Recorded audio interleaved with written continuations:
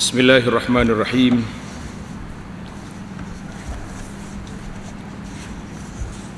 Alhamdulillahilladzi kataba alaina as-siyam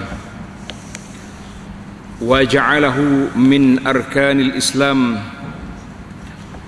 Wassalatu wassalamu ala khairi man 'abada rabbahu fa shalla wa shama wa qama wa ala alihi wa sahbihi wa man sar ala nahjihi wa ihtada bihadihi wa istanna bi sunnatihi ila yaumiddin, amma ba'd. Yang dihormati Al-Fadhil Tuan Imam, pengurusi dan terkuasa Masjid Al-Muhammadi, muslimin dan muslimat para jemaah sekalian, Assalamualaikum warahmatullahi wabarakatuh. Alhamdulillah, kita panjatkan kesyukuran kepada Allah Azza wa Jalla kerana dengan limpah kurnia Allah kita dapat bersama dalam majlis ilmu setelah melalui hari-hari yang penuh dengan keceriaan di dalam kita beribadat kepada Allah Azza wa Jalla. Namun sebagaimana kata di ahli-ahli fikir, amalan yang kita lakukan pada musim ibadat itu adalah merupakan suatu latihan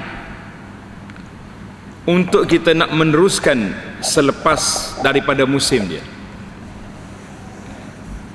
Artinya hidup manusia ini sebagaimana yang disebut oleh Allah Azza wa Jalla dalam surah Az-Zariyat,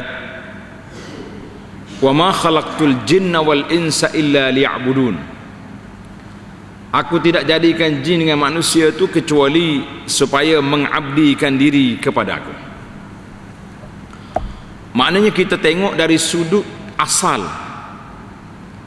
objektif ataupun matlamat kejadian manusia itu, iaitulah untuk beribadat, mengabdikan diri kepada Allah Azza wa Jalla.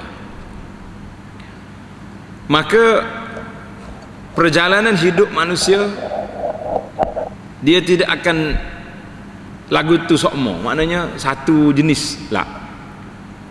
Dia ada waktu dia sihat, ada waktu dia sakit, ada waktu kita rasa semangat, ada ketikanya kita rasa lemah. Kerana itu dalam tempoh 24 jam Allah Subhanahu wa taala beri kepada kita malam, siang. Cuba kita bayangkan kalau hidup kita ni tak ada malam ataupun malam sokmo, lagu mana kita rasa? Penat juga, berasa nak gelap akhir sekali, buat bilik gelap masuk situ. Maka Allah Subhanahu wa taala dia pergelapkan malam, bukan kita saja, semua makhluk lain rasa tenang, aman, sejuk. Maka ibadat manusia juga dipelbagaikan. Contohnya yang kita paling ketara sekali ibadat kita ni, iaitulah solat, semaya kita ni. Salat kita ni Allah Ta'ala sebut dalam Quran, aqimis salata liduluki syamsi ila ghasaqil lail. Jadi kita solat itu mengikut perjalanan matahari. Mula cerah bermula dengan subuh. Matahari betul-betul duduk tengah langit, condor sikit ada zuhur. Jatuh matahari ada lagi, dan betul-betul matahari sudah tidak ada cahaya lagi, mari salat isyak. Kemudian dalam masa harian itu ibadat, dan dalam masa 24 jam Allah Subhanahu wa taala juga bahagikan tempoh. Lepas salat subuh kita tidak dibenarkan untuk salat sunat. Betul tak? Sebab apa? Kadang-kadang kita tak tanya sebab. Dah tak boleh ke? Tak boleh. Sedap juga dia. Sebab itu dia ibadat ni ada dua kategori. Ada dia panggil ta'abbudi mahdh. Kalau boleh tulis sikit, ta'abbudi mahdhah, maknanya kita buat semata-mata ikut arahan ibadah. Subuh 2 rakaat, Zuhur, Asar, Isya 4, Maghrib 3.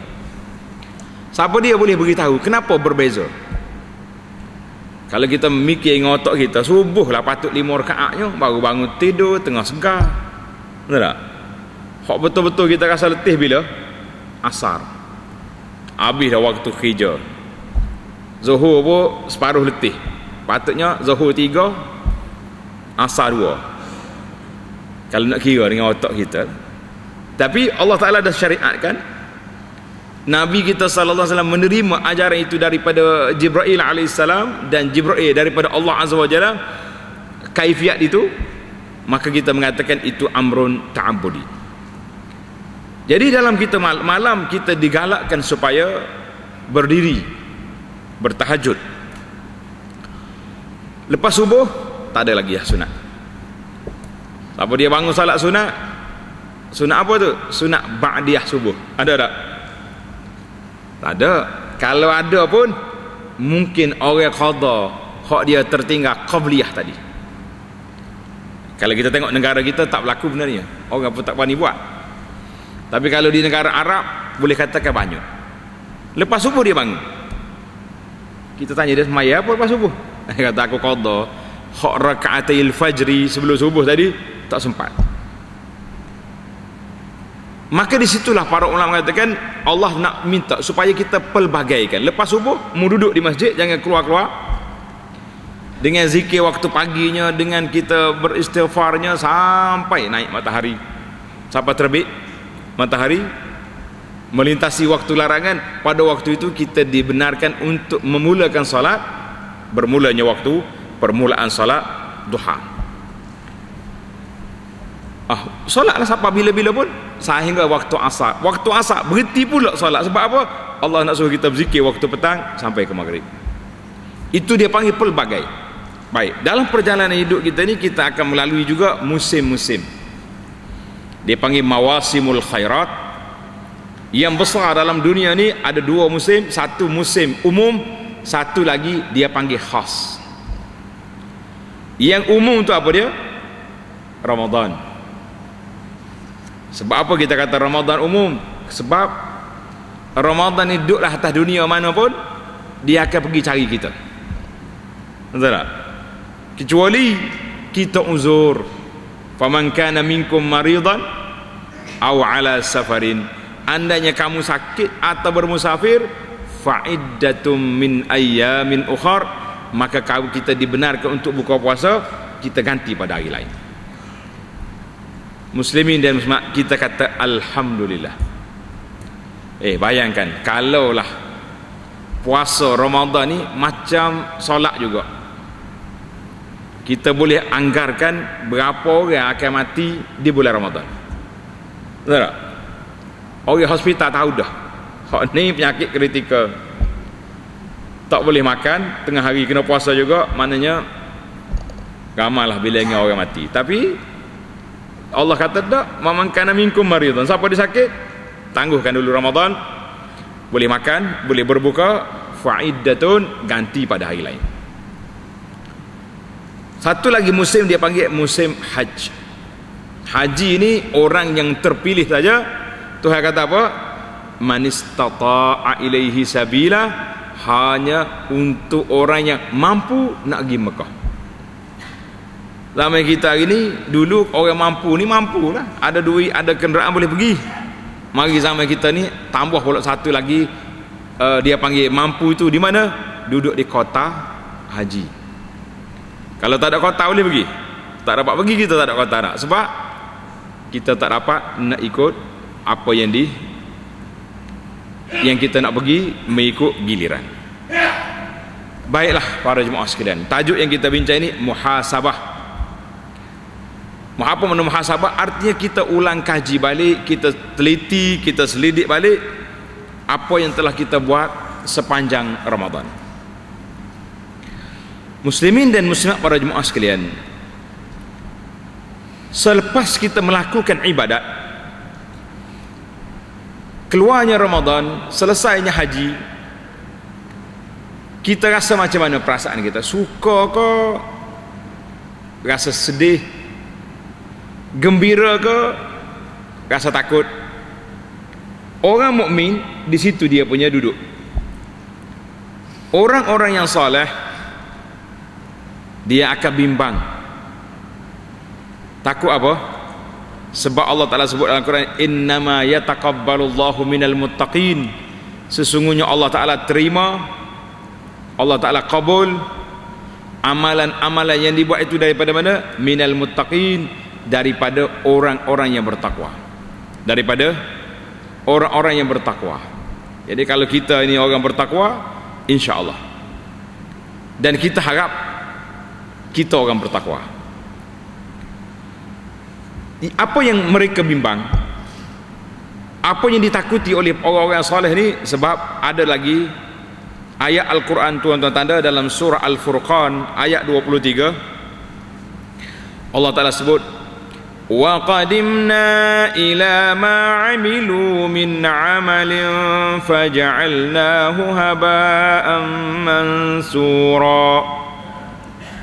Hari kiamat esok, wa qadimna ila amilu min amalin, kami akan bawa apa yang kamu lakukan daripada amalan-amalan yang telah dibuat atas dunia ini, faja'alnahu haba'an mansura, kami jadikan amalan itu debu yang berterbangan. Apa makna debu yang berterbangan? Kata dia Al-Imam Al-Qasimi dalam tafsir, dia kata apa? Sebab orang tu lakukan amalan yura'un. Ini tanda ya tuan-tuan. Penyakit ni kita cuba hapuskan setelah kita beribadat yang begitu besar. Yang pertama sekali, yura'una bihi, buat kerana nak tunjuk-tunjuk pada orang. Buat sum'ah. Apa makna sum'ah? Mencari nama, glamour, kemasyhuran dengan ibadat. Kita kata la. Ini faja'alnahu haba'an mansura. Allah kata kalau itulah niat kamu buat, maka amalan yang kita buat itu, pahala-pahala yang dibuat itu, dia akan jadi seperti debu yang berterbangan. Artinya tidak ada nilainya di sisi Allah Azza wa Jalla. Di sinilah yang sangat penting.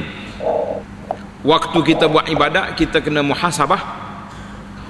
Kita kena betul balik niat kita, supaya jangan sekali-kali ada dalam hati kita, terdetik dalam hati kita, aku buat ni kerana apa?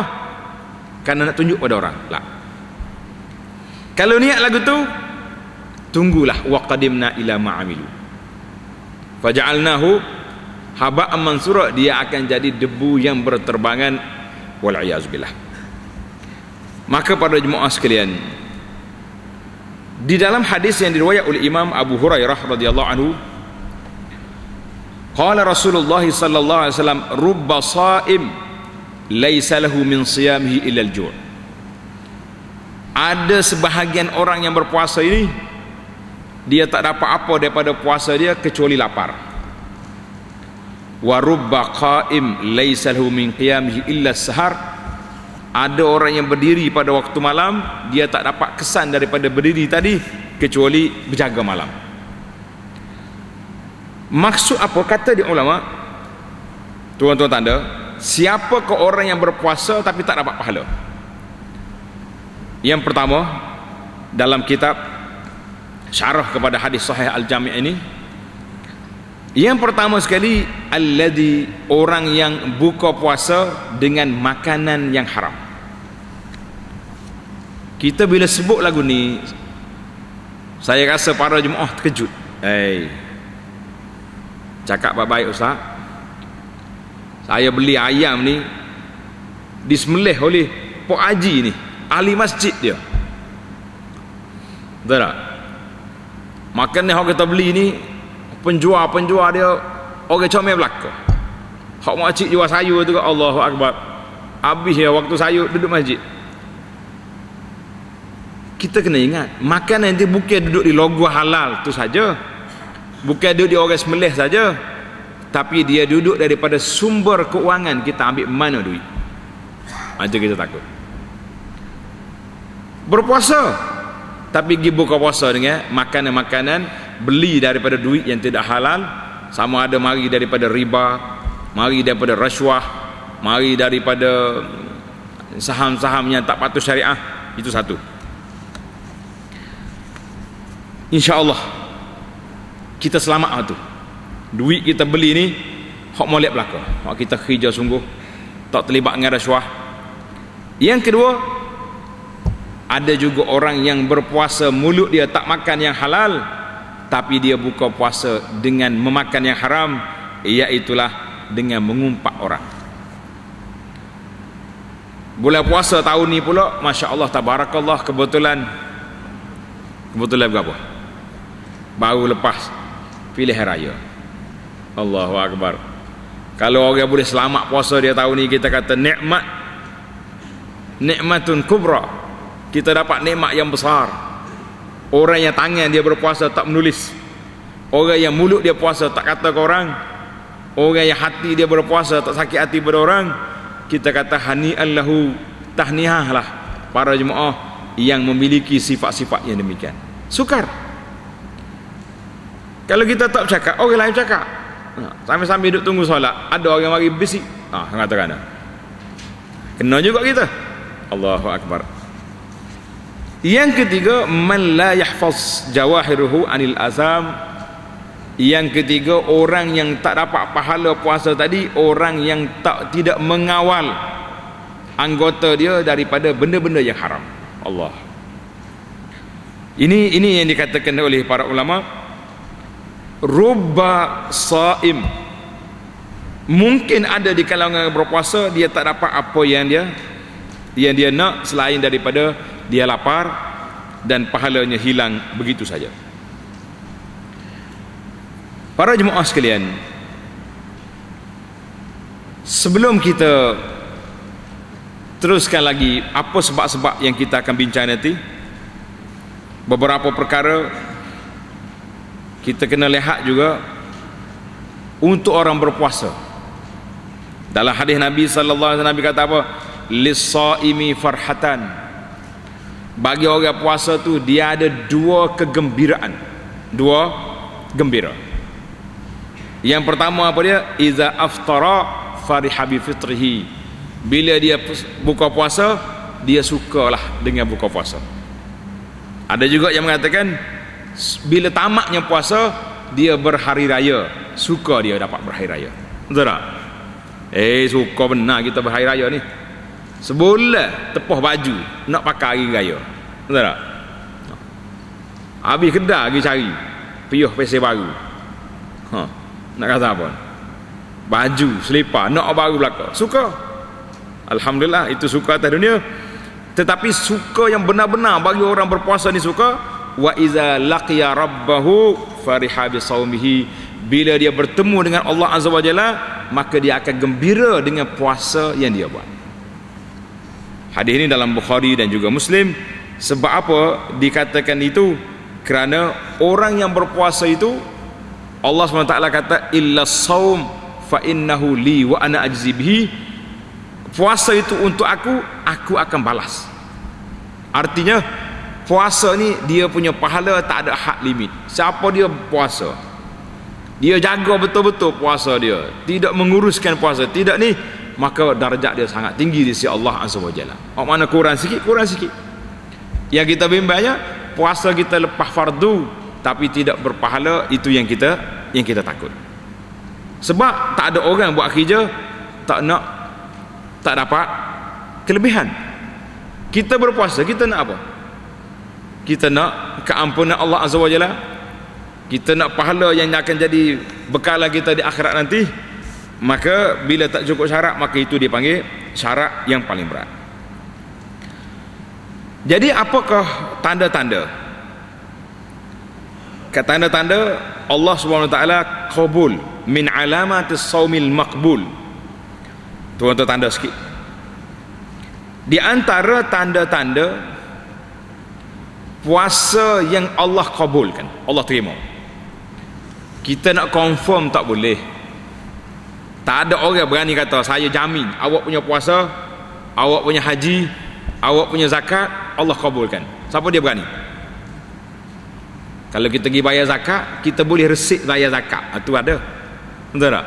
Hari jumpa lepas dia tua imam, saya nak bayar zakat. Tak imam apa kaya orang ambil ni resik zakat. Hak kabul siapa dia boleh beri? Allah. Tak imam tak boleh beri kabul. Pusat zakat tak boleh bagi. Yang kabulnya, dia kabulnya, dia kabul pembayaran dengan resiknya. Maka di sinilah menjadi kepentingan kepada kita para jemaah sekalian yang kita nak muhasabah ni. Yang pertama sekali kita kena tengok alamat kabul itu. Yang pertama, ikhlasul ibadati lillahi azza wa jalla. Tanda tulis dia kertas tu. Kalau mana tak ada kertas tu, tulis di nota dia. Ini sangat besar. Salah satulah kita panggil muhasabah. Lepas Ramadan ni tak ada pula orang tanya SMS ke WhatsApp, mari ustaz, Allah kabul ke puasa saya? Tak ada lagi orang tanya. Boleh jadi dia gembira sangat dengan hari raya tu, tak dia nak tanya ustaz. Tak, tak sempat nak berwhatsapp dengan ustaz. Tapi kalau lepas haji ada orang tanya. Ana selalu duduk bantu jemaah haji.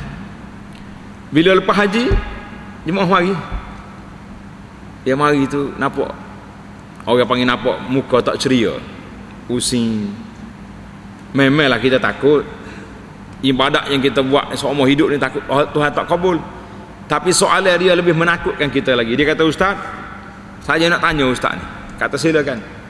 Allah kabul ke haji saya? Siapa dia nak jawab?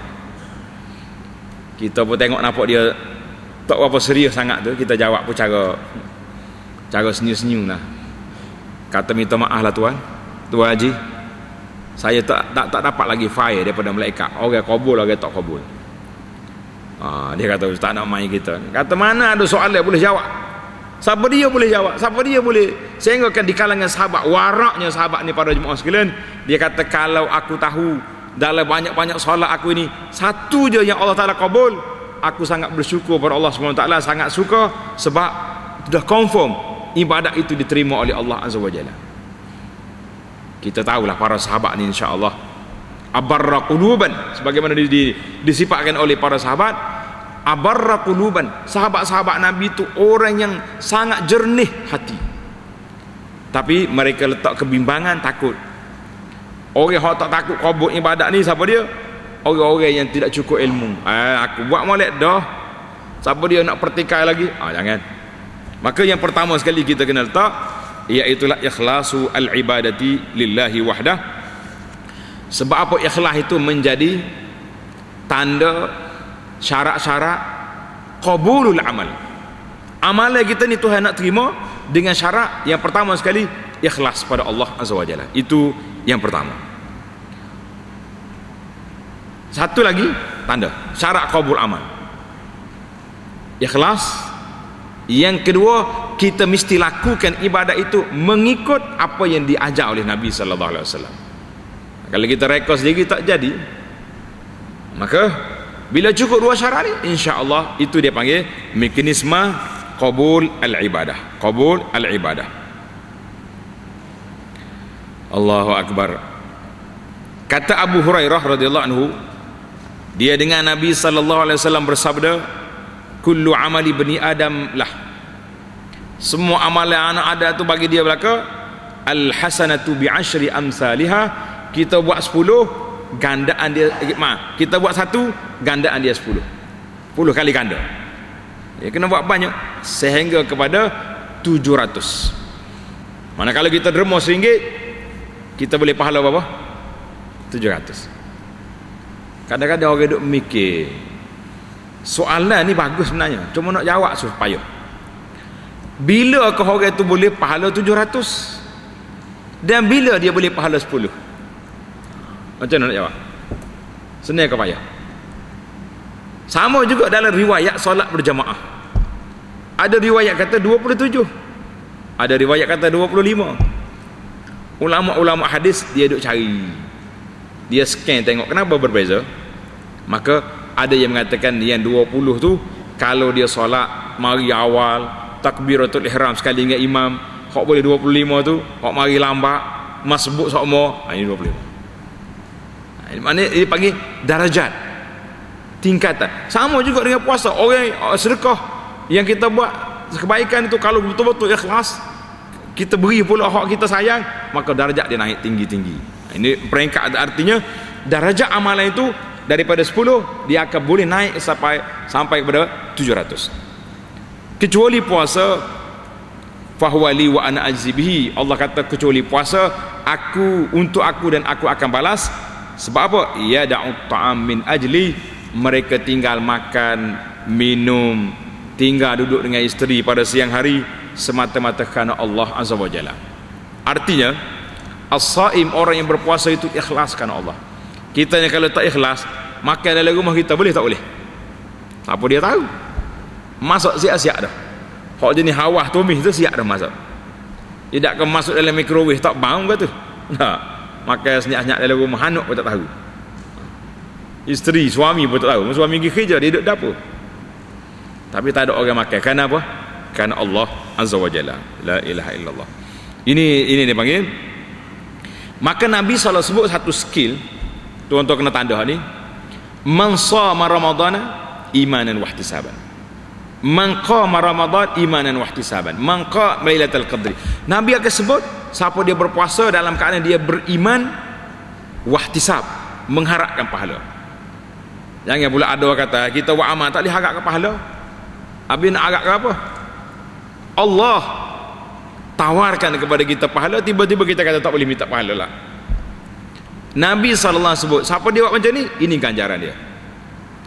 Maka dua ni kita kena buat. Yang pertama sekali, setiap amalan kita tu iman, kita yakin, beriman kita kerana Allah Ta'ala. Yang kedua ihtisab, mengharapkan pahala. Maka siapa dia tak ikut yang ni, maka kita akan kerugian. Tulis tanda yang kedua, alamat al-qabul yang kedua tadi, iaitulah mutaba'atun Nabi sallallahu alaihi wasallam, ikut apa yang Nabi ajar. Bagaimana kaifiat, bagaimana cara. Sekali, yang kedua tanda dia taqwallah fi sirri wal alan. Taqwallah fi sirri wal alan, artinya kita naklah bertakwa kepada Allah Azza wa Jalla dalam kita duduk sediam ataupun waktu zahir. Maknanya zahir tersembunyi depan orang, dalam gelap, sama je perbuatan kita. Tuan-tuan tanda mengikut al-mu'jam al-mufahras. Mu'jam mufahras, dia ambil lafaz-lafaz Al-Quran, dia telah menyenaraikan bahawa lafaz taqwa, yattaqun, dalam Quran tu ada berapa? Ada 250 ayat. Tanda situ takwa ada berapa? 250 ayat. Aksar, lebih daripada 250 ayat di dalam Al-Quran mengikut bancian Mu'jam Mufahras. Masya Allah. Dan sewaktu Allah Subhanahu Wa Taala syariatkan puasa kepada kita, Tuhan kata apa? Ya ayyuhalladzina amanu kutiba alaikumusiyam la'allakum tattaqun. Aku fardu ke atas kamu puasa supaya kamu jadi orang bertakwa. Satu.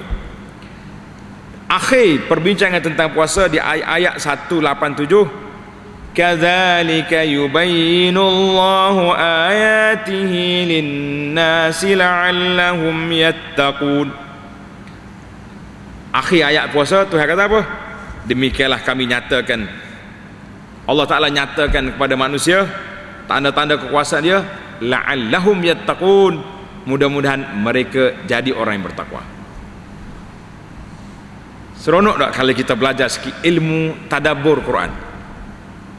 Tadabbur Quran ni maknanya kita baca, kita ambil ayat-ayat yang ada tu, 1-2 ayat, tak perlu panjang, tak cukup masa kita. Alhamdulillah sepanjang bulan Ramadan baru ni ana terlibat beberapa siri program dia panggil tadabbur wa amal. Hak kita baca pagi-pagi di kemah Ramadan tu. Awal sampai akhir Quran. Tapi kita pilih ayat tadabbur. Tengok dalam ayat ni Tuhan kata apa? La'allakum tattaqun. Mudah-mudahan kamu menjadi orang bertakwa. Kemudian dia mula huraikan tentang puasa syahrul Ramadan, uhilla lakum lailatas siyam. Akhir ayat kata la'allahum yattaqun. Yang awal tadi la'allakum, yang akhirnya la'allahum. Jadi perbezaan itu sebab apa? Setelah aku huraikan, kamu semua dah faham, maka mudah-mudahan mereka, siapa?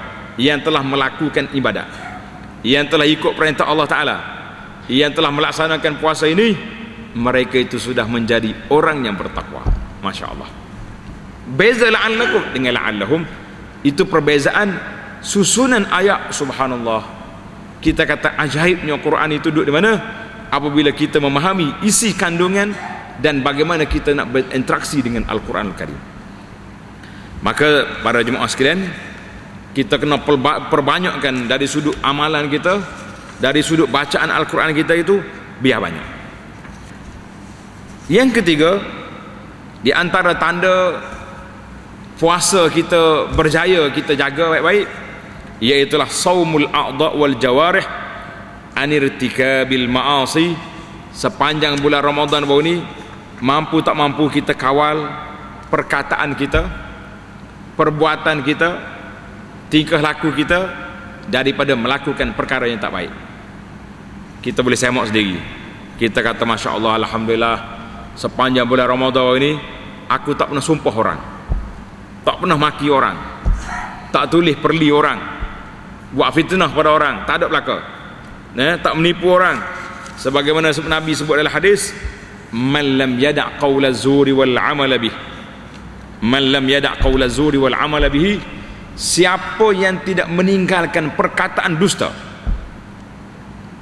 tak tinggal puasa mulut tapi duduk bahasa tu dah bahasa caci maki, cakap bohong, jual bulan Ramadan tapi tipu, tak telus. Falaisa lillahi hajatun fi an yada'a ta'ama wa syarabahu. Nabi sallallahu kata, orang lagu ni Allah Ta'ala tak berhajat dia meninggalkan makan dengan minum.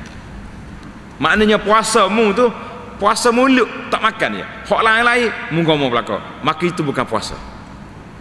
Jadi siapa yang jaga hak ni, tuan-tuan dan juga puan-puan, kita mengatakan apa? Kita mengatakan bahawa siapa yang boleh kontrol pergerakan dia, perkataan dia, apa dia, maka orang tu di antara orang yang insya-Allah Allah Ta'ala kabul amalan kita. Sebagaimana Tuhan sebut dalam surah Al-Hajj ayat 37, lan yanalallaha luhumuha wala dima'uha walakin yanaluhu taqwa minkum. Lan yanalallahu luhumuha, Allah Ta'ala tak ambil daging kalau kita korban tu kan, Tuhan tak ambil daging, darah pun tak ambil, mau ambil daging tu balik buat sup kan. Walakin yanaluhu taqwa minkum, Allah Ta'ala nak ambilnya takwa kamu. Maksud dia nya bukan kata Tuhan suruh sembelih korban tu untuk dia, tapi Tuhan sembelih korban itu Tuhan nak ambil takwa kita. Pada itulah para jemaah sekalian, ni musim korban tak lama nak mari, betul tak? Agak-agaknya kita nak korban di mana?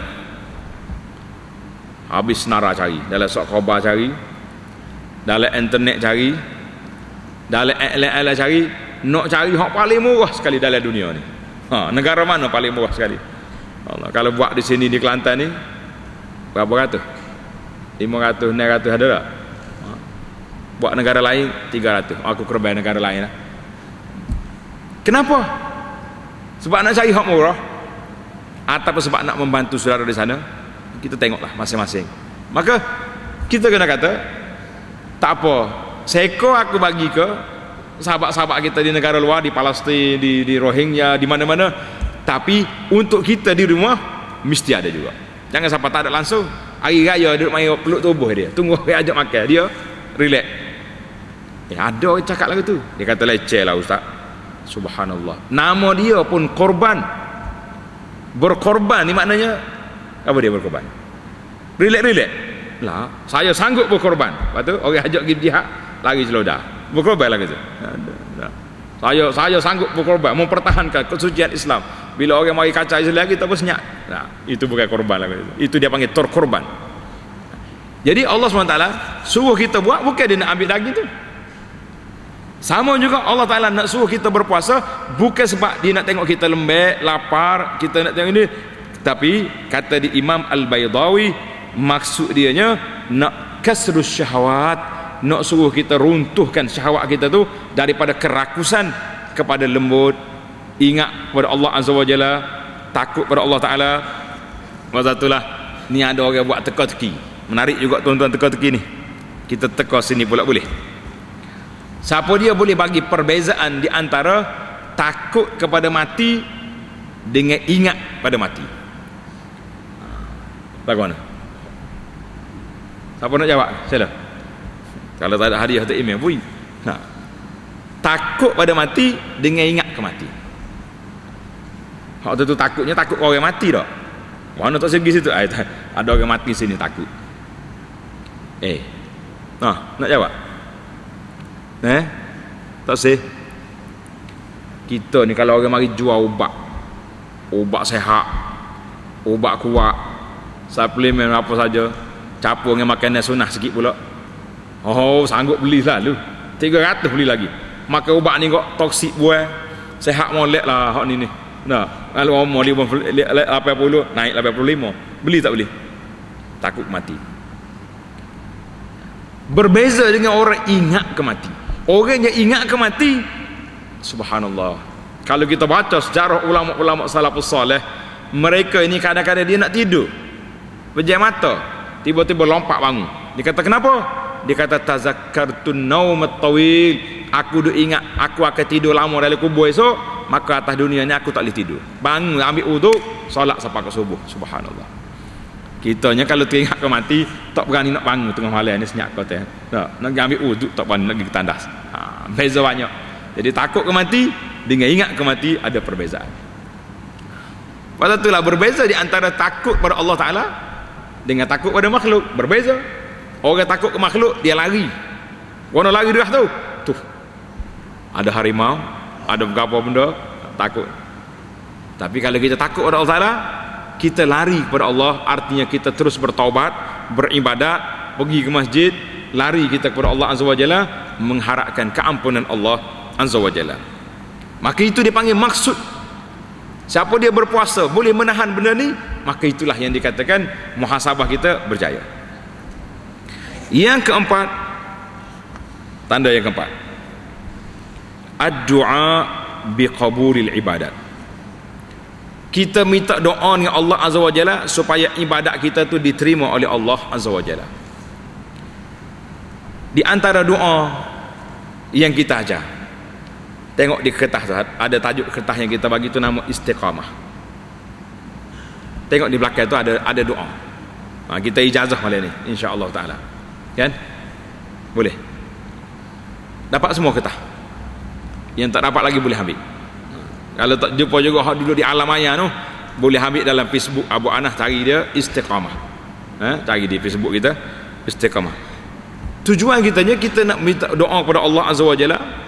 Tuan-tuan baca di antara doa yang diajarnya yang masyhur, ya muqallibal qulub tsabbit qalbi ala dini. Ya muqallibal qulub, wahai Tuhan yang membolak-balik hati. Hati manusia ni dia boleh tukar 4 kali 10 kali sehari. Betul tak? Anda duk tengok di screen TV masjid, ada tak gambar air duk mendidih, air duk gelegak? Mana-mana rupanya satu Malaysia ni, orang tak pakai ada satu Malaysia, dia panggil seluruh Malaysia sekarang. Seluruh Malaysia ni dia pakai apa? Cerita sama ya program tu. Mana-mana pergi pun ghalayanul ma, air duduk mendidih gelegak tu. Gambaran hati manusia tu macam itulah. Kadang-kadang dia bolokkan ni, tak dia nak beri. Maka yang boleh menyelamatkan kita Allah Azza wa Jalla. Sebab itu kita kena doa mana, ya muqallibal qulub tsabbit qalbi ala din. Wahai Tuhan yang membolak-balikkan hati, tetapkan hati aku di atas jalan ni, jalan aku nak. Hak tu ingat belaka dah. Yang kedua, ada satu lagi doa tu yang bawah tu. Tanda molek. Ikut kata-kata dah. Allahumma inni a'udzubika minal hauri ba'dal kauri. Ada kata? Boleh kata? Kau kena ulang lagi. Nak suruh ingat lalu ni. Jangan kata balik malam ni kita hafal. Balik tak tahu duk mana kata. Boleh? Berapa minit nak hafal? Cuba kata lagi. Allahumma. Dia kena bila tangan. Allahumma inni a'udzubika minal hauri ba'da al-kauri. Dia kalau ingat lima tu ingatlah. Coba kata Allahumma inni a'udzubika minal hauri ba'da al-kauri. Coba ulang.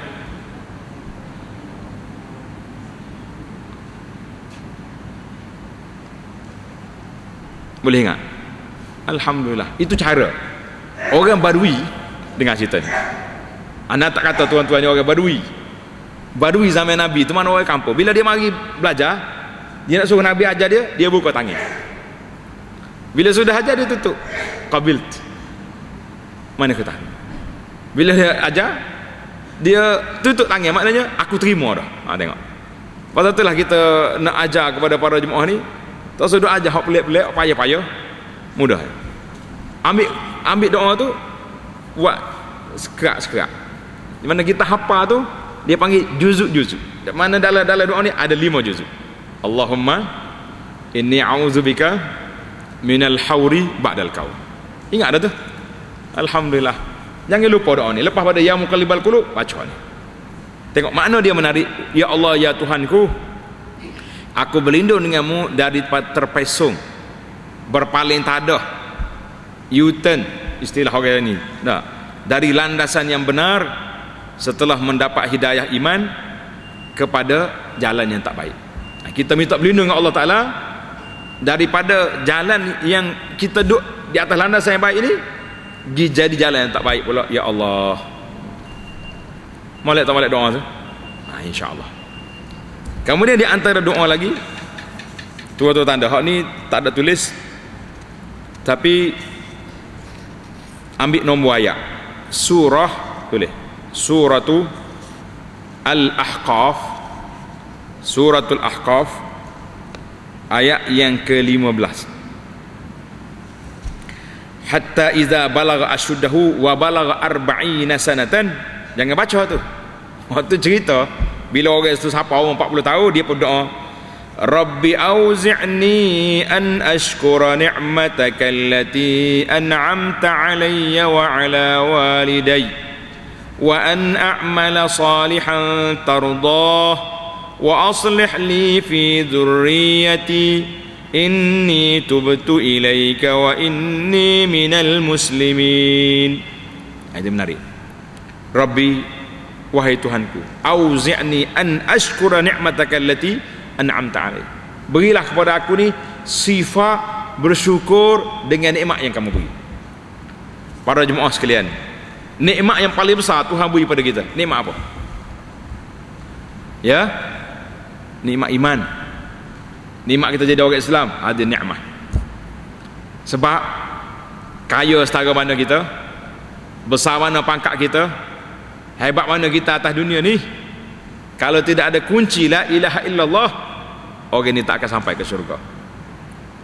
Sebagaimana peristiwa Abu Talib, pak saudara Nabi, orang yang paling rapat dengan Nabi, bela Nabi, jaga Nabi daripada kecil, mempertahankan Nabi sewaktu Nabi diancam oleh Quraisy di Mekah.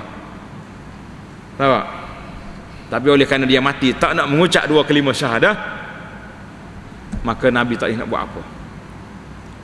Nabi kata, ya ammi, qul la ilaha illallah kalimatan uhajju laka biha indallah. Kalimah ini aku nak bawa hujah daripada Allah Ta'ala, nak bawa mu ke syurga. Tapi oleh kerana dia tak berani, tak kata, Abu Jahal dengan geng-geng dia duduk tunggu, akhir kali dia mati tak mau mengucap 2 kalimah syahadah. Itu dia panggil an'amta alayya wa ala walidayya. Nikmat yang paling besar Tuhan beri pada kita dan juga ibu bapa kita. Wa an a'mala salihan tardah. Jadilah aku ni buat amalan yang salih yang engkau redai. Wa aslih li fi dzurriyyati. baikkan aku juga dan baikkanlah zuriat aku. Kita hari ini para jemaah sekalian, doa ni bagi saya sangat-sangat mustahak, terutama sekali doa yang dibaca oleh Nabi Ibrahim alaihissalam kepada anak cucu dia. Nabi Ibrahim kata apa? Wajnubni wa baniya an na'budal asnam. Anda tak ingat nombor? Tak ingat nombor ayat? Wajnubni wa baniya an na'budal asnam, jauhkan aku dan keluarga aku, anak cucu aku daripada sembah berhala. Hari ini kalau kita tengok zaman kita hidup ni zaman yang penuh dengan kecelaruan. Selalu tak selalu budak-budak tak tahu nak pergi lah ke mana dah. Mari masjid dengar ustaz cakap macam ni, pergi sekolah ustazah dia, ustaz dia cakap macam ni, tapi persekitaran nak kata apa? Saat ni baru ustaz baru keluar, kena jaga aurat, kena ni, masuk cikgu lepas pada tu, Masya Allah tak tahu aurat mana. Jadi budak nak selalu tak selalu. Hari ni pula satu gerakan yang timbul di atas dunia ini, dia panggil kumpulan liberal. Liberal ni orang nak bebas daripada agama, dia tak boleh keluar daripada agama. Kalau dia keluar tinggalkan agama, kita kata sudah dia keluar, tapi dia masih lagi dia mengaku agama, tapi dia buat kacau. Ni bukan kacau daun ni, kacau agama, mencelarukan masyarakat dengan pahaman-pahaman liberal ni cukup masalah. Maka kita mengatakan pasal itulah majlis agama masuk dalam khutbah gaya tentang liberal, sebab ancaman ini bukan benda kecil. Ancaman liberal ni bukan benda kecil. Tuan-tuan para jemaah bolehlah tengok beberapa ustaz-ustaz kita, pendakwah-pendakwah kita yang telah mendedahkan tembelang ini. Nanti anak-anak kita dia tak tahu apa dah. Anak-anak yang membesar tak kena, sebagaimana kata di Umar radhiyallahu anhu, la tanqudanna ural islami urwatan, simbolan Islam itu akan terungkai daripada iman anak-anak kita. Man nasya'a fil Islam la ya'riful jahiliyah, orang yang membesar dalam Islam dia tak tahu apa dia jahiliyah. Hari ni kalau tanya anak kita, hak mana salah mana betul, orang kata apa? Kalau dia tak tutup aurat, kita tegur. Dia kata kita teroris, ustaz ni teroris. Jumut, hanya palu kita tak. Nampak buat email tahu apa tu? Pergi mimbar atas tukar, duk ayat kita suruh semaya, suruh tutup aurat, suruh tu sini, kita tak tahu tak. Ini dia panggil kecelaruan akan berlaku. Maka kita bagaimana kita nak kawal anak-anak kita ni, inilah di antara doa-doa yang kita kena ada. Jadi para jemaah sekalian, ini doanya sangat penting untuk kita lakukan di saat kita berada di mana, di zaman yang penuh dengan tanaqudat ataupun kecelaruan. Orang tahu nak gimana. Masyhur di kalangan para ulama dulu, apa dia masyhur dia? Salafus salih, orang-orang salih dulu, dia berdoa 6 bulan sebelum Ramadan nak suruh siapa ke Ramadan. Zaman kita hari ni, tuan-tuan imam kita doa berapa bulan sebelum Ramadan? Rajab mula ada tak? Allahumma barik lana fi Rajab wa Sya'ban wa ballighna Ramadan. Maknanya kita mula daripada Rajab lagi. Belum Rajab tu tak ada orang doa lagi tu tak timbul. Tak apa dah, berapa bulan apa kira kemah Sya'ban. Lepas pada Ramadan tak ada bunyi pula doa. Ingat, kita kena teruskan doa lagi. Doa wa tak apa ni, wa tasallamhu minni mutaqabbala, ya Allah terimalah daripada aku Ramadan yang aku buat tadi, terima. Artinya mungkin ini di antara doa-doa yang diajar oleh para ulama. Maka seorang ulama tanda yang kelima, al-mudawamah, artinya meneruskan agenda Ramadan di bulan Syawal. Boleh ke tak boleh tuan-tuan? Para ulama mengatakan kita nak jadikan Syawal Ramadan tak mungkin. Allah dah bagi siap dah. Bulan dalam setahun ni ada berapa? 12 bulan. Boleh jadi 13. Nak jadi 11 boleh. Ramainya orang nak cepat.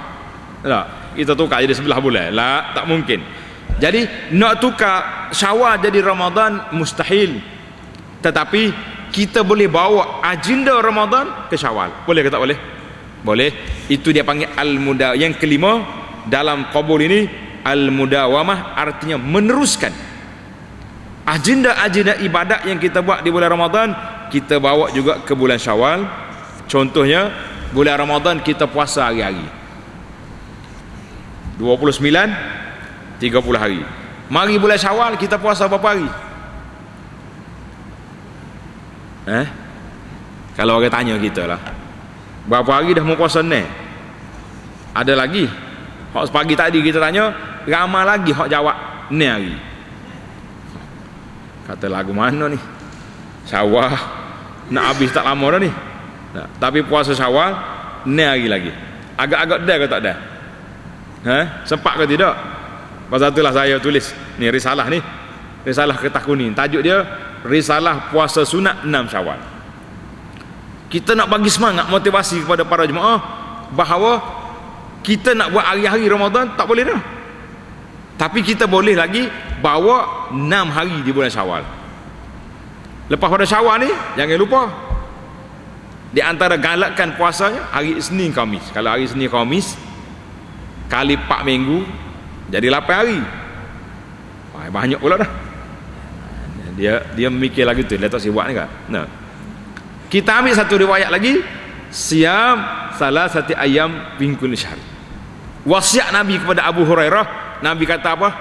Puasa berapa hari? 3 hari je sebulan. Gerak ke tak gerak? Dia kata insya-Allah ustaz. Tapi masalahnya hari kita nak puasa itulah hari orang buat kenduri.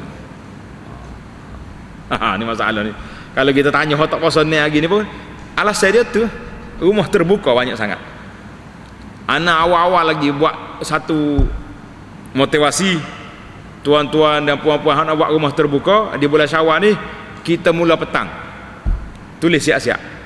Yang berpuasa, saya datang buka puasa. Saya sediakan buah tamar di sini. Baru puas hati dah. Ataupun majlis terbuka kita tu daripada petang sampai pukul 10 malam. Orang hak buka hak puasa, dia boleh pergi malam. Tak sakut apa-apa. Malam orang nak tidur pula. Akhir sekali tak puasa juga. Baik. Waktu Ramadan kita boleh baca Quran. Boleh ke tak boleh? Masjid kita ni tadarus. Khatam ke? Tadarus betul. Khatam sekali kau. Hak kita baca sendiri pula. Tak apalah. Tuan-tuan dan puan-puan, secara realitinya sepanjang bulan Ramadan ni berapa juzuk sehari boleh baca? 1 juzuk, 2 juzuk, tengoklah masing-masing. Dia kata alhamdulillah saya bulan Ramadan boleh juzuk. Lepas Ramadan boleh berapa? 2 muka, 3 muka. Baik daripada langsung tak ada muka. Nah, ingat baik. Zaman kita hari ni orang nampak betul-betulnya dia panggil muka buku. Kenal muka buku? Tak awal dengar kalau kau Melayu ni. Kalau kata Facebook baru tahu dah. Ni muka buku ni bahaya betul. Dia duduk muka buku tu tak khabar ingat dah kita. Mula-mula tengok cerita budak apa ni jumpa dalam peti. Lepas tu mari tengok pula cerita lain pula, ada orang di Malaysia tak pandai kecek Melayu contohnya. Lepas tu akhir kali larak tengok ngatuk dah. Tak sapa juga ke Quran. Ni masalah kita. Agenda ni mesti terus-teruskan. Wak mari juga hak bulan Ramadan. Yang ketiga, dia kata kita kena tengok solat-solat sunat yang kita boleh buat. Bulan Ramadan masya-Allah tabarakallah 20 rakaat tak lari kita. Hak tak lari itulah. Hak lari tu puas metah tu imam. Metah no. Awal-awal lagi malam ni more kita sedap. Dia lari, lepas tu mari pula. Mari untuk more nak kata apa ni.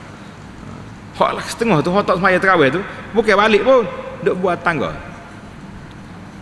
Dia ada kelak situ pula. Dia panggil kelak buah tu. Allah, sayalah. Musim baik, masa keemasan kita pula buat culas kata orang. Rugi. Ini kita buat. Kita boleh Allahumma salli ala Muhammad, Quran baca banyak mana. Kemudian solat sunat, ingat tak yang kita kempen dulu? Solat sunat yang pertama sekali jangan tinggal, dia panggil solat sunat qabliyah, ba'diyah, yang muakkad. Berapa rakaat? Ya, 12 rakaat. Alhamdulillah ingat.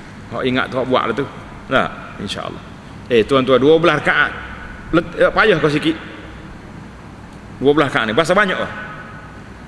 Bukan macam hari tarawih. Mula daripada subuh, tanda molek-molek. Sebelum subuh 2 rakaat. Sebelum zuhur 4. Lepas zuhur 2. Ini hamba akal. Jadi berapa dah? 8. Lepas asar berapa?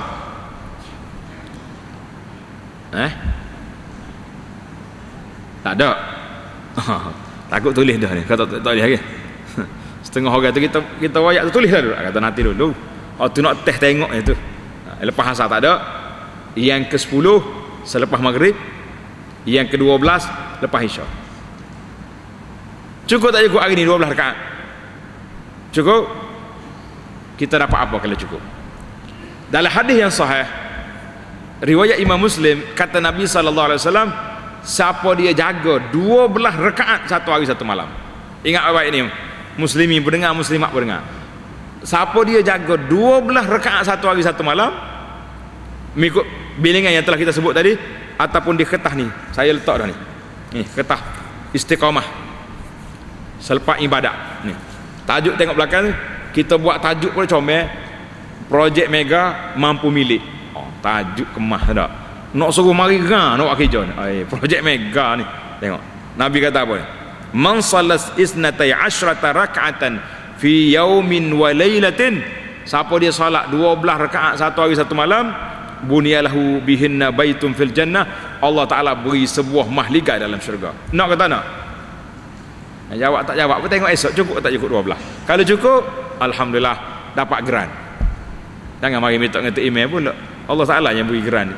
Nah, pasal itulah kata dia para ulama, suratan amalan kita yang kita akan baca di hadapan Allah Azza wa Jalla, siapa penulisnya?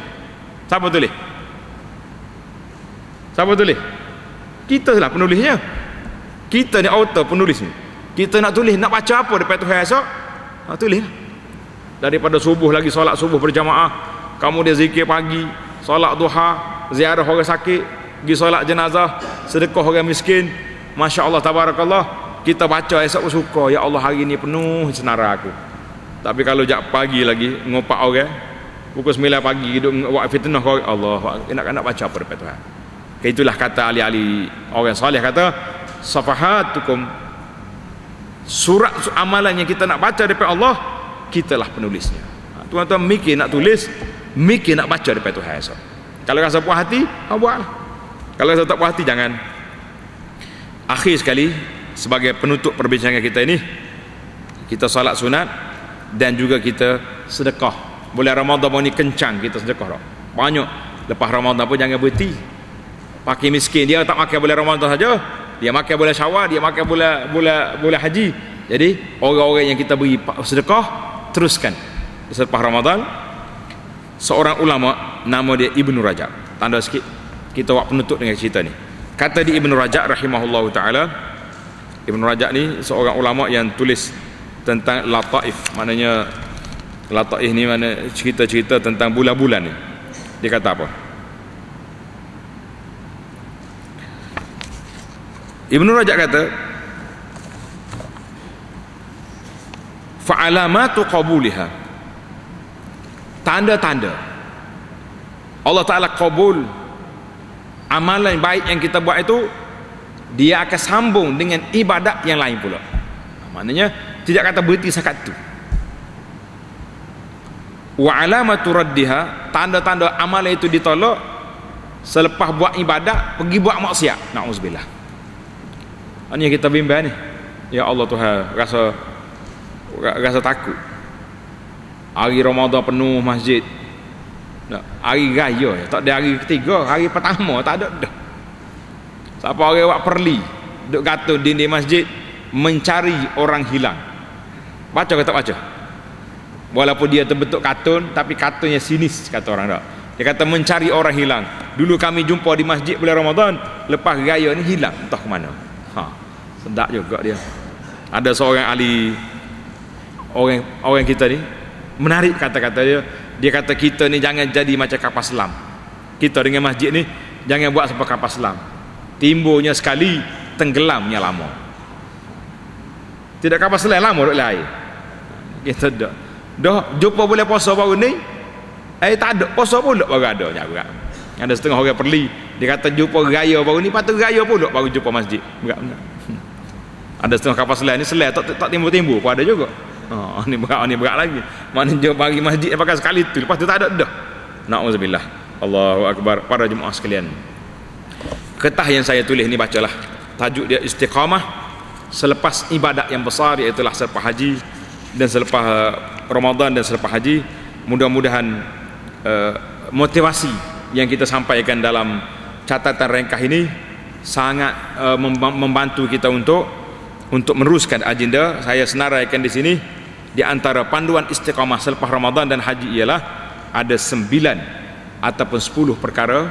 Mudah-mudahan Allah Ta'ala beri kepada kita istiqamah alal haq, dan Allah Ta'ala matikan kita dengan husnul khatimah yang melayakkan kita untuk sampai ke syurga insya-Allah. Subhanakallahumma bihamdika asyhadu an la ilaha illa anta astaghfiruka wa atubu ilaih. Wa sallallahu ala nabiyyina Muhammad wa ala alihi wa sahbihi ajma'in. Walhamdulillahi rabbil alamin. Wassalamu alaikum warahmatullahi wabarakatuh.